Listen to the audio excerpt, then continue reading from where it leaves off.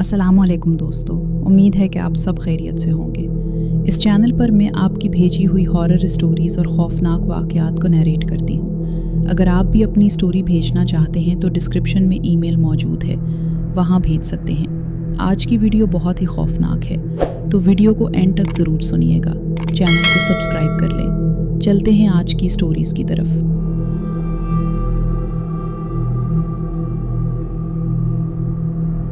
आज की कहानी एक ऐसे ख़ानदान की है जिन्होंने एक आसेब ज़दा घर का सौदा तो कर लिया, मगर फिर उनके साथ ऐसे खौफनाक वाक़यात का ना थमने वाला सिलसिला शुरू हो गया कि सब कुछ ख़त्म होने को था, सब कुछ बर्बाद हो रहा था।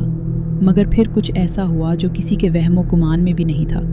स्टोरी भेजी है रिमशा ने कराची से। कहती हैं कि मेरे वालिद सरकारी महकमे में तैनात थे।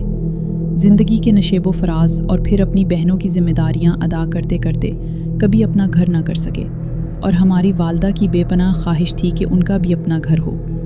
यूं ये ख्वाब आंखों में लिए हम बड़े हो गए। मेरी उम्र 19 साल, जबकि छोटे 2 बहन भाई भी स्कूलों को खैरबाद कहकर कॉलेज में आ चुके थे। तभी अम्मी ने ठान ली कि अब ज़मीन और आसमान वो एक कर देंगी, अगर अब भी वो अपना घर ना कर पाए। उन्हें मालूम था कि कुछ ही अरसे में हम बच्चों की शादियों के दिन आ जाएंगे, फिर तो ये ख्वाब ही रह जाएगा। बहरहाल अब्बा ने अपने बैंक से कर्ज लिया, अम्मी ने अपना सोना बेच डाला, जो जमा पूंजी थी लगा दी, और यूं सुरजानी टाउन में घर खरीद लिया। हम सब बेहद खुश थे। किराए के फ्लैटों में रह रहकर वैसे भी हम बहुत थक चुके थे।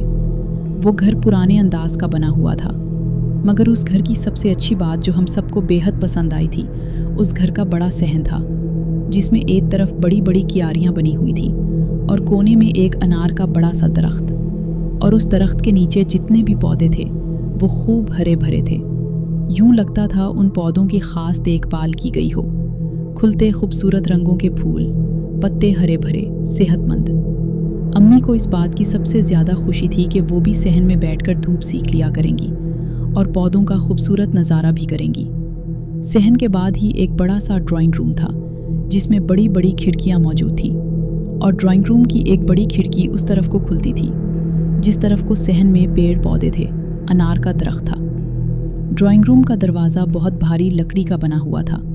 उसका हैंडल बेहद मजबूत था कि जब हम दरवाज़ा खोलते थे तो एक ख़ास मखसूस आवाज़ दरवाज़ा खोलने की आती थी कि दूर बैठे इंसान को भी पता चल जाता था कि ड्राइंग रूम का दरवाज़ा खुला है। ड्राइंग रूम की उल्टी तरफ को लाइन से बने हुए कुछ कमरे मौजूद थे। कमरों के बाद ही लाउंज और उसके साथ एक किचन था। उन कमरों के अलावा उस घर में एक ऐसा कमरा था जो कि मेन गेट से एंटर होते के साथ ही जहां हम गाड़ी पार्क करते थे वहां मौजूद था।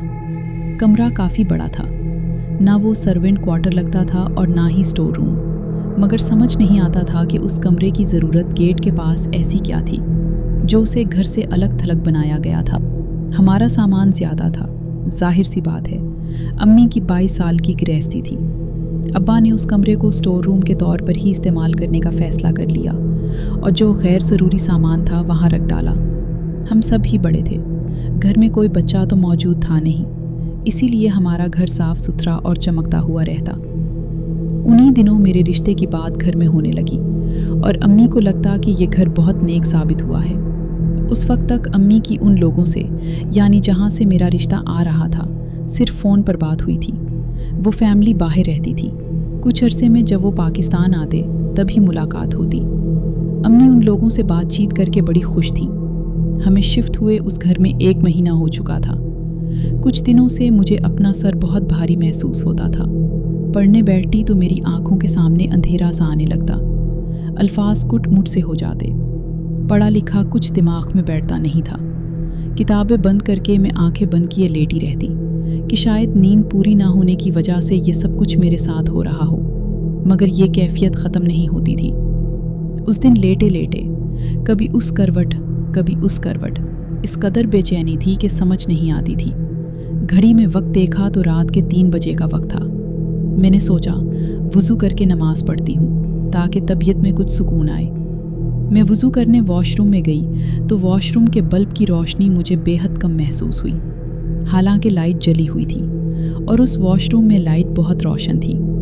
दिल में सोचा कि लाइट अब तब्दील कराना पड़ेगी। खैर, मैं वज़ू करने के लिए वॉश बेसिन की तरफ आई तो मुझे वॉश बेसिन को अब से कुछ देर पहले ही इस्तेमाल होने के आसार लगे। साथ में लगा जैसे तावल भी गीला था। ये बड़ी हैरत की बात थी। हम सब अपना अपना पर्सनल वॉशरूम यूज़ करते थे। ऐसे यूं कोई किसी के वॉशरूम को यूज़ नहीं करता था। और मैं तो खुद 9 बजे ही बिस्तर पर लेट गई थी। खैर, मैंने वज़ू किया और नमाज़ पढ़ने से पहले मैं पानी पीने किचन में आई तो किचन की खिड़की से बाहर को बना हुआ गेट के पास का कमरा नज़र आता था। चूँकि अबू उसे स्टोर रूम के तौर पर इस्तेमाल कर रहे थे तो उस कमरे के बाहर एक लाइट थी जो रात को अबू जलते छोड़ दिया करते थे। मुझे किचन की खिड़की से वो लाइट फ्लिकर होती हुई महसूस हुई। मैं आगे बढ़ी, पर्दा हटाकर देखा। उस वक्त मुझे लगा कि शायद कुछ लाइट में प्रॉब्लम है या फिर बल्ब किसी ख़राब कंपनी के हैं जो इस तरह से ख़राब हो रहे हों। खैर, मैंने किचन में पानी पिया, वापस पलटी तो मुझे महसूस हुआ कि ड्राइंग रूम की लाइट जलती हुई है। अब ड्राइंग रूम चूँकि बिल्कुल शुरू में था, घर में अगर मुकम्मल अंधेरा ना होता तो मुझे मालूम भी नहीं पड़ता कि वहाँ की लाइट जली हुई थी। ड्राइंग रूम का दरवाज़ा बहुत भारी था, जैसा कि मैंने पहले बताया। उसके नीचे जो झरी थी उसके अलावा आप जान नहीं सकते थे कि वहाँ लाइट बंद है या चल रही है, क्योंकि ड्राइंग रूम की कोई खिड़की अंदर लाउंज की तरफ नहीं खुलती थी। जो भी बड़ी खिड़कियाँ थीं वो बाहर सहन में पेड़ पौधों की तरफ खुलती थी। उस वक्त मुझे ताज्जुब हुआ कि रात के उस वक्त ड्राइंग रूम में कौन हो सकता था। या तो कोई गलती से वहाँ की लाइट खुली छोड़ गया था, मगर चूंकि मेहमानों के आने पर ही ड्राइंग रूम खुलता था, या फिर सफाई के लिए। उसके अलावा और वहाँ पर कोई नहीं जाता था।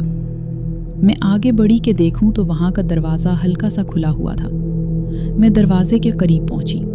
करीब था कि मैं दरवाज़ा पूरा खोल देती। मुझे उस वक्त वहाँ किसी की मौजूदगी महसूस हुई। मैंने दरवाजे से झांका तो मुझे सफ़ेद चादर में कोई नमाज पढ़ते हुए दिखाई दिया। वो जो भी था उसका कद काफ़ी ऊंचा था और वो मंज़र ऐसा था कि जैसे आप अगर किसी को देखेंगे तो आपको वाज़े नज़र आएगा। मगर वो जो मंज़र मैंने उस वक्त देखा वो बड़ा धुंधला था। ऐसा मालूम हो रहा था कि जो नमाज पढ़ रहा था उसके वजूद और मेरी निगाहों के बीच में कुछ धुआं सा आ गया था। वो रुकू की हालत में था। मेरी सोच में सिर्फ उस वक्त ये था कि ये हमारे घर का कोई फ़र्द नहीं था। कोई कितना भी चादर पहनकर नमाज पढ़े, मगर आप अपने साथ रहने वालों को पुश्त से भी पहचान लेते हैं। मैं हैरान सोच रही थी कि आखिर ये है कौन। वो जब सजदे की हालत में गया और फिर सलाम फेरा तो मैं पीछे को हट गई। मैं उसको अपनी पहचान कराना नहीं चाहती थी, मगर फिर मुझे तजस्सुस जागा कि देखूं कि आखिर वो है कौन। मैंने बिल्कुल हल्का सा आगे होकर झांका तो मुझे वहाँ पर कोई नज़र नहीं आया। मैंने मारे हैरत के दरवाजे को खोल दिया, मगर पूरे ड्राइंग रूम में किसी का भी वजूद नहीं था और ना ही कोई मौजूद था और ना ही कोई ऐसे आसार कि अभी अभी कोई यहाँ से निकला हो। हालांकि मैं ही तो दरवाजे पर खड़ी थी और ना ड्राइंग रूम में जाए नमाज बिछी हुई थी। जो कुछ भी था, मुझे अपनी आंखों पर यकीन था कि मैंने जीती जागती किसी वजूद को ड्राइंग रूम में नमाज पढ़ते हुए देखा था। मैं मान नहीं सकती थी कि वो मेरा वहम गुमान था। मैं वहाँ से पलटी, किचन में आई। मैंने जल्दी जल्दी 2-3 गिलास पानी के और पी डाले, मगर मालूम नहीं क्यों मेरे गले में कांटे पड़ रहे थे। मेरा गिला सूख रहा था। मैं भागकर अम्मी के कमरे में गई कि उन्हें सब कुछ बताऊं, मगर अम्मी गहरी नींद में थी। मैं फिर अपने कमरे में आ गई, जाए नमाज पर बैठी, मगर मेरा जहन बार बार इस मंजर में फंस गया था। मेरे सर में दर्द उठने लगा।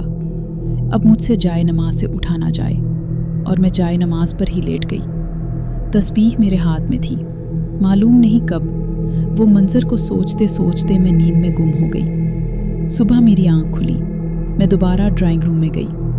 सब कुछ पहले जैसा था। मैं अम्मी को कुछ बताना चाहती थी, मगर मेरे गले में शदीद दर्द उठा। ऐसा दर्द कि जो गले से उठकर कानों तक आ रहा था। मुझसे बावजूद कोशिश के आवाज़ गले से निकल नहीं रही थी। गर्म चाय पी। सर्दियों के दिन थे। अम्मी ने कहा कि लास्ट नाइट तुमने बेहतियाती की है, मगर मैं अच्छी तरह जानती थी कि मैंने कोई ऐसी ना ठंडी चीज़ और ना ही खट्टी चीज़ खाई थी। मगर कल से ही मेरी तबीयत ख़राब थी। मेरे गले में बढ़ते बढ़ते जो दर्द था वो इस कदर बढ़ा कि मैं कुछ बोलने ही से कासिर हो गई। इस वाक़े के बाद मेरा गिला बिल्कुल बंद हो गया। बावजूद कोशिश के आवाज़ नहीं निकलती थी। मुझे शुरू में लगा कि मेडिसिन लूँगी और कुछ दिनों में ठीक हो जाऊँगी, मगर ये गले का दर्द कुछ अजीब था। कमरे में होती, सोच मेरी किसी और जानिब होती तो मुझसे फिर भी बात हो सकती थी, मगर जहाँ इस रात का ख्याल मेरे जहन में आता और मैं ये वाक़या किसी को बताना चाहती, वहीं मेरे गले में शदीद दर्द उठता और गला बंद हो जाता। मुझे बाकायदा महसूस होता कि ये मेरी मेडिकल प्रॉब्लम नहीं थी, कोई ताकत थी जो मुझे कुछ कहने से रोक रही थी। अब जब भी इसके बाद मैं वज़ू करने वॉशरूम जाती तो मुझसे पहले ही वॉश बेसिन पर पानी और टॉवल गीला होता, यानी कोई तो था जो मुझसे पहले वज़ू करने वहाँ आता था। मुझ में बहुत तजस्सुस था। मैं बार बार ड्राइंग रूम जाती, ड्राइंग रूम को फिर अच्छी तरह से चेक करती, मगर उसके बाद मुझे ड्राइंग रूम में कोई नज़र नहीं आया। दूसरी तरफ अम्मी घर को सजाने में लगी हुई थी, क्योंकि जिसने अम्मी से रिश्ते के मुतालिक बात की थी उन्होंने भी आना था। अम्मी उठते बैठते मेरी शक्ल को देखती जो उस वक्त किसी हवास बाख्ता से कम नहीं थी कि मुंह सुजाए क्यों बैठी हो, तबीयत ठीक कर लूँ। मगर मैं क्या करती, ये मेरे बस में नहीं था। जो कुछ मुझे समझ आ रहा था, मुझे यकीन था कि मामला 100% वैसा ही था। इन्हीं दिनों शाम के वक्त मैं बाहर सहन में पेड़ वाली जगह बैठी थी। मुझे अंदर घुटन सी महसूस हो रही थी। मेरी अनार के दरख्त पर नज़र पड़ी। मेरा दिल चाहा कि उसका फल तोड़ूं और खाऊं, मगर फिर सोचती कि एक तो गला ख़राब है, ये ना हो कि तबीयत और ज़्यादा ख़राब हो जाए, और भला घर के अनार को कौन सा मीठा होना था। इसी लम्हे मेरे बिल्कुल पैरों के पास वो फल जिसको अब से कुछ देर पहले तक मैं देख रही थी, वो मेरे कदमों में आकर गिरा। अच्छा बड़ा फल था। मैंने फ़ौरन आगे बढ़कर फल को उठा लिया। अनार अंदर से बिल्कुल सफ़ेद, मगर इस कदर मीठा, इस कदर लजीज कि ना पूछे। जिसने भी वो दरख्त लगाया था, लगता था बड़ी मोहब्बतों से लगाया था। मेरा भाई दूर खड़ा मुझे देख रहा था। उसने भी दरख्त के करीब आकर एक अनार को तोड़ लिया, मगर उसने जो फल तोड़ा था वो बहुत ज़्यादा खट्टा था। उसने थोड़ा सा खाकर वो अनार वहीं दरख्त के पास फेंक दिया और बोला, किस कदर जहरीला फल है, बिल्कुल खट्टा, मैं उसे यहाँ से जल्द कटवा दूंगा। वो न जाने क्यों इस कदर गुस्से में आ गया। पीछे मुड़ा तो उसके सर पर एक कंकर पड़ा। वो तिल मिला कर रह गया। इर्द गिर्द मेरे अलावा और कोई मौजूद नहीं था। मैं तो खुद मुंह लटकाए अपनी तबीयत की खराबी में थी। उसने दरख्त की तरफ देखा और मुझसे कहने लगा कि कंकर दरख्त पर से आया था, मगर मुझे किसने मारा। मैं उसकी तरफ और वो मुझे देख रहा था। फिर वो सोच को झटक कर आगे चल दिया। मैं दरख्त को देखने लगी तो मुझे उस दरख्त के करीब एक सफ़ेद होला सा नज़र आया, वैसा ही कुछ धुआं सा, और एक सफ़ेद लिबास में कोई वजूद। मैं बस एक टक इस मंजर को देखती रही। रात खाने पर भाई ने अबू को अनार के फल के बारे में बताया। अबू कहने लगे कि तुम सबको पता है कि ये घर हमारे यहाँ शिफ्ट होने से पहले एक लंबे अरसे से खाली था। भाई कहने लगा, खाली था तो सहन में मौजूद पौधों की देखभाल कौन करता था? कोई गॉड वगैरह होगा? अबू कहने लगे कि मैंने जब से घर की ख़रीदो फ़रोख्त का मामला शुरू किया है, मैंने यहाँ किसी गॉड को नहीं देखा। मेरा भाई हैरानगी से बोला कि हो नहीं सकता, फिर पौधे ऐसे हरे भरे धुले धुलाई कैसे? कोई ना कोई तो यहाँ मौजूद होगा लाजमी, वरना ऐसा कैसे मुमकिन? मेरा भाई और मेरी तबीयतों में बड़ा फ़र्क था। मैं हर चीज़ को पॉजिटिवली देखा करती थी, नमाज बाकायदगी से पढ़ती थी, हर चीज़ को अच्छी तरह से सोचती समझती थी, मगर मेरा भाई बहुत ज़्यादा जज्बाती था। नमाज पढ़ी तो पढ़ी, नहीं पढ़ी तो कोई मसला नहीं। ये उसी रात की बात है जब उसने अनार के फल को ज़ोर से गुस्से से फेंका था। रात के वक्त उसकी चीखें कमरे से बुलंद हो गईं। वो बुरी तरह चीख रहा था और बिस्तर से नीचे पड़ा हुआ था। पूछने पर हाँफते हुए बोला कि कोई था जो उसको बेड पर सोने नहीं दे रहा था, बेड पर से उठा कर पटक रहा था। अबू अम्मी को देखने लगे। उस वक्त तक मेरे अलावा बाकी सबको ये बातें भाई का वहम महसूस हुई। एक दोपहर को वो कॉलेज से घर आया, कमरे में गया और फिर उसके कमरे से चीखें बुलंद। हम सब भाग कर गए। कहने लगा कि वो कमरे में दाखिल हुआ, कपड़े तब्दील करके वॉशरूम से पलटा तो उसको सामने कालीन पर एक काला बड़ा नाग बैठा नजर आया। जैसे ही वो चीखा तो उसके सामने से वो नाग गायब हो गया। अम्मी को यकीन ना आया कि ऐसा कैसे हो सकता था कि नाग कमरे में मौजूद हो और फिर वो गायब भी हो जाए। उन्होंने हर जगह देख डाला। नाक का सुनकर तो घर में सभी दहल गए कि ये क्या हो रहा था। मैं भी अम्मी को बताना चाहती थी कि मैंने क्या देखा, मगर मेरा गला मेरा साथ नहीं देता था। और जहाँ मैं सोचती कि मैं लिखकर अम्मी को बताऊं, वहाँ मेरे गले में इस कदर अजियत उठती कि मेरे दिमाग से वो सोच ही निकल जाती। मुझे अपने साथ किसी का वजूद अब बाकायदा महसूस होता था, जो मुझसे इस रात की बात को कहलवाना नहीं चाहता था। मैं नमाज़ पढ़ती तो मुझे लगता कि मेरे साथ कोई और भी नमाज़ पढ़ रहा हो। ये चीज़ें सिर्फ मुझे और मेरे भाई को ही घर में महसूस हो रही थीं, मुझे अच्छी और नेक पाक हालत में, मगर मेरे भाई को वो मखलूक तंग कर रही थी। उस दिन तो हद हो गई जब उसने अपने साथ एक भयानक शक्ल, जिसका आधा धड़ खिड़की से नज़र आ रहा था, उसके हाथ में गरम गरम चाय की कीतली थी। पढ़ाई के दौरान कभी चाय कभी काफ़ी बनाकर वो पीता रहता था। उसने जो अपने सामने वो भयानक शक्ल देखी तो चाय की गरम खोलती हुई कीतली उसके हाथों से छोटी और उसके पैरों पर गिर गई। उसके दोनों पैर बुरी तरह जल गए। वो कभी खिड़की की जानिब देखे और कभी अपने पैरों को। वो कहता था कि मुझे उस वक्त समझ नहीं आ रही थी कि किस बात का खौफ या दर्द उसे ज़्यादा था। मुझे आज भी अच्छी तरह याद है, उसके ज़ख्म से पीप बहा करती थी। सर्दियों के दिन थे और उसके जिस्म में आग लगी होती थी। बहुत अजियत बर्दाश्त की थी उसने। इस वाक़ये के बाद तो अम्मी अबू सबको इस बात पर यकीन करना पड़ा कि घर में वाकई कोई और चीज़ भी हमारे साथ मौजूद है, जो अब भाई को तंग कर रही थी। और आप यकीन करें कि मैं उस वक्त भी कुछ नहीं बोल पाई। मैं बस खामोशी से अपने सामने सब कुछ होता देख रही थी। घर में ऐसी हालत, इधर मेरा भाई कहे कि यहाँ मज़ीद में रह नहीं सकता, इस घर को बेच डालें। दूसरी तरफ रिश्ते वाले पाकिस्तान आ चुके थे। मेरी शक्ल अजीब हवास बाख्ता वाली हो गई थी। अम्मी इस हाल में मुझे उनके सामने लाना नहीं चाहती थी, क्योंकि अब घर में भी कुछ वाक़यात बढ़ने लगे थे। बैठे बैठे कोई ना कोई चीज़ घर में आग पकड़ लेती थी। टेबल पर रखा गिलास अचानक से टूट जाता। सब घर वाले खौफ का शिकार थे, मगर जाने क्यों मैं इस दरख्त के नीचे जाकर बैठती। लामहला मेरी नज़र अनार पर पड़ती, और जिस भी फल पर मेरी नज़र पड़ती वो फल खुद ब खुद मेरे सामने गिर जाता। मैं उसे उठाती और वहीं बैठकर खाती थी। ये सब कुछ मैं खुद नहीं कर रही थी, बस मुझसे हो रहा था, या यूं कह लें कि मुझे वहाँ तक कोई लेकर जाता था।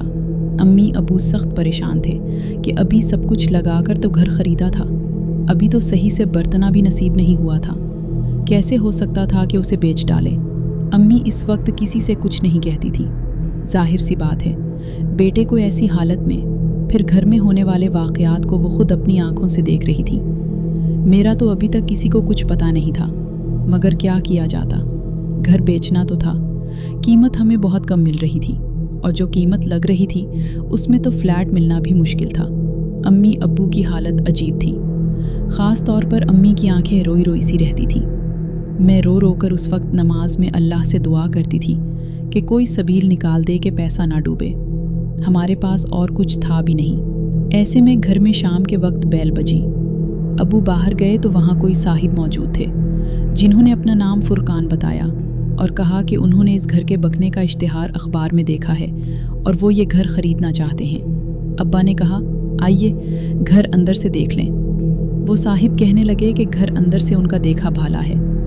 आप शहर में इतना ही बड़ा कोई घर देख लें, इसकी रकम मैं अदा कर दूंगा और अपने नाम वो घर ट्रांसफ़र करवा लें। हमारे अबू इस बात पर हंसे कि जितनी कीमत इस घर की लग रही है, इसमें इतना ही बड़ा घर आना नामुमकिन सी बात है। इसमें तो कोई फ्लैट ही आ जाए तो बड़ी बात होगी। अबू ने घर आकर हमें बताया और हम में से किसी को इस बात पर यकीन नहीं आया, मगर अबू के बकौल इन साहब का रवैया इस कदर हाकिमाना था, लग रहा था कि वो पूरे यकीन से बात कर रहे थे। कहते थे कि मैं सौदे में बेईमानी नहीं करता। अबू ने एक घर इतना ही बड़ा देखा, मगर उसकी कीमत सुनकर अबू को यकीनी तौर पर पता था कि वो साहब पीछे हट जाएंगे और उन्हें अपनी कही हुई बात की गलती का एहसास हो जाएगा। वो साहब कुछ दिनों बाद आए और अब्बा से कहने लगे कि उम्मीद है आपने अपना काम कर लिया होगा। अब्बा ने कहा, अरे इस घर की कीमत तो 2 करोड़ है, जिसे मैं पसंद करके आया हूँ। भला ये घर क्या आप 2 करोड़ में लेंगे? वक्त हंसते हुए ये बात की थी। तो बोले, आप फिक्र क्यों करते हैं? और 15 दिन के अंदर अंदर वो घर अबू के नाम हो चुका था। और वो घर जिस में हम रह रहे थे उन्होंने अपने नाम करवा लिया। सब कुछ इतनी अचानक हुआ कि कुछ समझ नहीं आया। अबू को इस बात पर यकीन नहीं आ रहा था। वो सिविक सेंटर गए, कागजात को अच्छी तरह से चेक भी किया, मगर सब कुछ ठीक था। कोई भी हीर फेर वाली बात नहीं थी।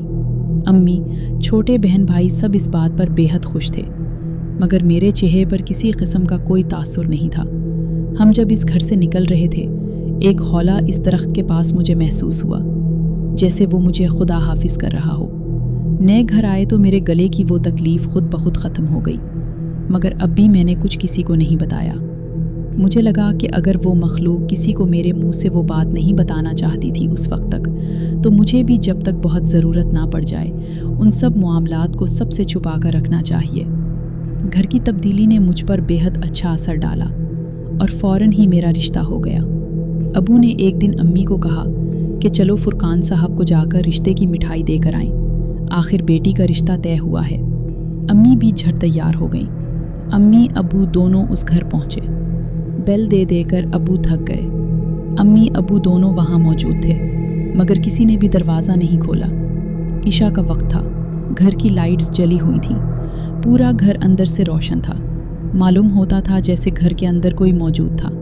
और सबसे बढ़कर वो लाइट जो मेन डोर से दाखिल होते के साथ ही कमरे के बाहर लगी हुई थी, वो बिल्कुल ठीक रोशन थी, जो कि जब तक हम उस घर में रहे हमेशा ही टिमटिमाती रही थी। जब दरवाज़ा काफ़ी देर तक नहीं खुला, आखिर तंग आकर अबू ने पड़ोसियों से पूछा कि यहाँ फुरकान साहब रहते हैं और वो दरवाज़ा नहीं खोल रहे, और ऐसा महसूस होता है कि जैसे घर के अंदर अफराद मौजूद हों।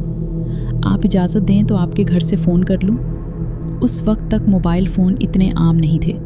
वो साहब कहने लगे, कौन फुरकान साहब? यहाँ तो कोई भी नहीं रहता। अबू बोले कि उन्होंने मुझसे ये घर ख़रीदा था, आज मिलने हम आए तो वो दरवाज़ा नहीं खोल रहे। वो हैरत से अबू को देखने लगे और कहने लगे कि जब से आप उस घर से गए हैं हमने आज तक किसी को भी उस घर में नहीं देखा। अलबत्ता रात के वक्त खुद ब खुद घर में तमाम लाइटें जल उठती हैं और फजर तक जलती रहती हैं। लोग कहते हैं कि उस घर में जिन्नों का बसीरा है। आज तक हम मोहल्ले वालों में से आप चाहे किसी से भी पूछ लें, यहाँ किसी ने भी किसी को न घर के अंदर जाते हुए न घर से बाहर आते हुए देखा है, मगर जो भी है उसने किसी को भी नुकसान नहीं पहुंचाया। अम्मी अबू तो मुंह खोले ये बातें सुनते रहे। वापसी पर हैरत के मारे दोनों खामोश रहे। किसी ने भी एक दूसरे से बात नहीं की। शायद वो मामलात को समझ रहे थे और गुत्थी को सुलझा रहे थे। मगर जब घर आकर अब्बा अपने कमरे में अम्मी से कह रहे थे कि भूले से भी किसी से इस बात का जिक्र नहीं करना। जो भी हमसे पहले उस घर के मकीन थे वो नहीं चाहते थे कि हम उस घर में रहें, मगर हमारी मजबूरी को वो जान गए थे। उन्होंने हमें कोई नुकसान नहीं पहुंचाया, बल्कि उल्टा हमारा भला ही किया। इसलिए बेहतर है कि हम भी उन्हें नुकसान ना पहुंचाएं और हम उनकी हकीकत किसी को भी ना बताएं। मैं ये सुनकर दिल में खुश हो रही थी कि उन जिन्नात ने मुझे अपना नेक पहलू ही दिखाया। मैं नमाज पढ़ते हुए उन्हें देखा। मेरे कमरे से वो वुज़ू करते थे, मुझे मीठा फल खाने को देते थे, मगर मेरे भाई को अपना भयानक रूप दिखाकर बग़ैर हमें नुकसान पहुंचाए हमसे उस घर को खाली भी करा लिया।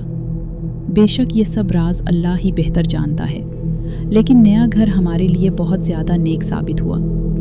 आज भी मेरा मायका उस घर में आबाद है।